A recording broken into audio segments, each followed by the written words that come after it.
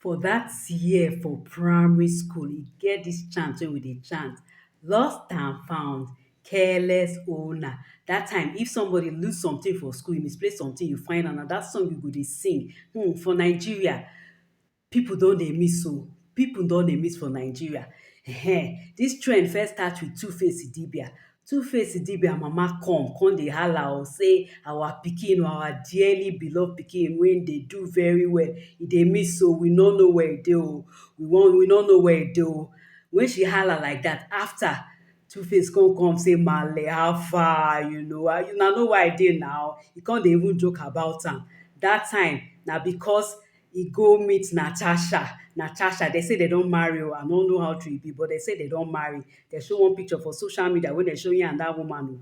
Now dat one we say okay, before you know dey come say King Sunny Ade, a whole King Sunny Ade. Anybody wey be Nigerian, anybody wey know about Nigerian musician, King Sunny Ade na one of the most popular Nigerian musician. The man go don reach like 70 something or late 60s. E be like say e go don reach 70 something. Dey come say e dey miss. Im daughter come out dey hala say e dey miss oo. Abeg all of us now we dey wonder. I say King Sunny Ade, person wey I grow up as pikin dey watch im music, dey lis ten to im music. No, after now King Sunny Ade himself e come out oo. E say e no dey miss. E come be like say some controversy dey wey make the pikin hala. At least we don find am now. We don find. When we just dey talk dat one, then you come know one lady wey dem dey call Ejiro. Dey say for dis Abuja, say na she dey sew cloth for all the big men and big women. She dey make money for all the businesses wey she dey do. Na her family member come out say Ejiro dey miss oo, we no fit reach her, she no dey keep in touch with us. By the time people wey dey chook mouth for those kind matter come find out, dey come find out say she start one fellowship, and for dat fellowship she dey keep to herself. She no come dey go family meetings or all these events, so dey come dey wonder. But now sef, Ejiro herself don come out say abeg I no dey miss oo, I dey kampe, na the choice wey I make. Time go unfold the outcome of dat one. We no know as dat one go end yet. Now, but no be even the main reason why I dey talk.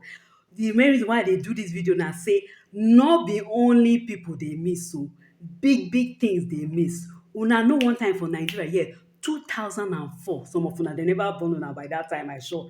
2004, na im some naval officers come catch some people wey dey say dem be Russian. Na allegation oo. Dey say dem be Russians, say dem come, dey catch dem with crude oil vehicle, crude oil ship or something. Say crude oil ship come, dey come take crude oil from Nigeria. So dat thing na good thing abi? But next thing we hear, the whole ship, I no know whether the crew disappear join oo, the whole ship disappear. Dem no know how e waka, dem no know how the ship waka, dem no know who gbab the ship. In fact, the thing come become like national embarrassment. I no think say till now dem don even uncover the story. Many mysteries dey Nigeria. Nigeria na country wey mysteries wey dey.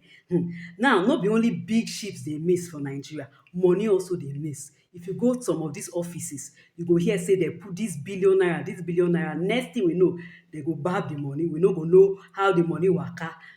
So for Nigeria, things dey miss, people dey disappear. So I beg una, if una dey waka, una dey go anywhere, abeg make una shine una eye oo. Before we know, we go hear say una don disappear. Abeg, I no wan hear dat kind story. Then one thing wey I wan warn security agencies seriously, if things fit dey miss, money fit dey miss, ship fit dey miss, things dey miss for Nigeria, God forbid say I no know, say one day we go wake up, we close our eye, wake up for morning, we go hear say Oga Presido e dey miss, e disappear from villa. Abeg, I dey beg all the security agencies make dem secure dat man, because Nigeria e no get wetin no fit miss. Anything fit miss for dis country. Na so e be oo. So till I put mouth for the next video for matter wey no concern me, una doh.